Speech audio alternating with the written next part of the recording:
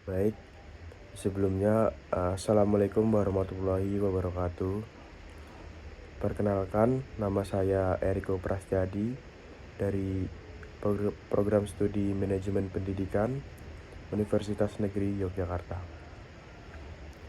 Di sini saya akan memberikan pemahaman materi saya tentang bab 2, yaitu pendidikan dengan pendekatan kajian politik, ekonomi, dan sosial. Untuk yang pertama itu pendidikan dengan pendekatan kajian politik itu berarti setiap bangsa memiliki sistem sosial dan politik dan dua komponen kunci, politik dan pendidikan. Itu menurut Sutusadia dan kawan-kawan 2023. Nah, sementara menurut pendapat Asdrayani itu yang menyatakan bahwa pendidikan dan politik memiliki hubungan yang sangat erat, bahkan selalu berhubungan, sehingga dengan keadaan tersebut dapat menentukan arah perkembangan pendidikan di suatu negara. Jadi pendidikan dan politik ini memiliki hubungan yang sangat erat. Jadi mereka ini selalu berhubungan dan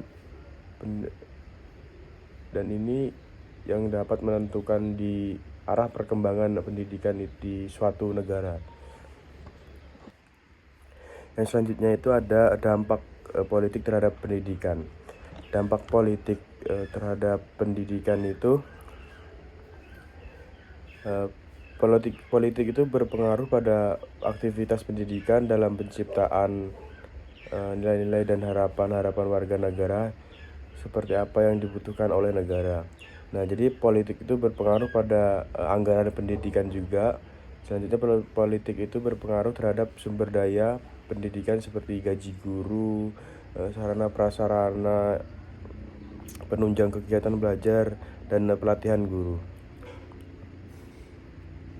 Baik, selanjutnya saya akan menjelaskan tentang pendidikan dengan pendekatan kajian ekonomi. Jadi, pendidikan menurut Widiansyah 2017, pendidikan menjadi sebuah investasi sumber daya manusia atau human capital investment yang dapat menunjang pertumbuhan ekonomi atau economic growth dari sebuah struktur dan sistem ekonomi yang mendukung munculnya pendidikan berkualitas. Nah, jadi pendidikan ini memberikan kontribusi secara signifikan terhadap pembangunan ekonomi. Terus kontribusi tersebut itu dapat dicapai melalui peningkatan keterampilan dan produktivitas kerja. Nah, SDM yang berkualitas tersebut hanya dapat dihasilkan oleh sebuah sistem pendidikan yang berkualitas pula. Untuk yang selanjutnya ada pendidikan dengan pendekatan kajian sosial. Menurut Hidayatullah 2019, adanya pendidikan dapat mempengaruhi perubahan sosial, yang mana perubahan sosial nantinya akan mempunyai fungsi. Jadi fungsi-fungsinya itu ada melakukan reproduksi budaya, difusi budaya.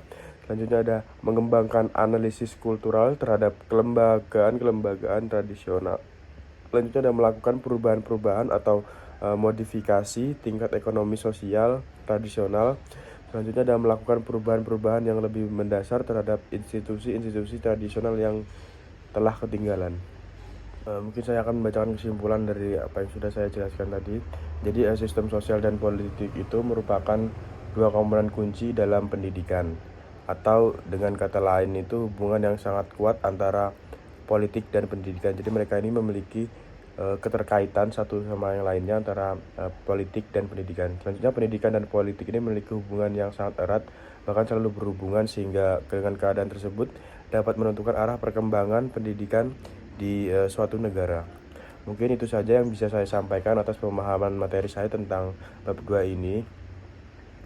Kurang lebihnya mohon maaf. Wassalamualaikum warahmatullahi wabarakatuh.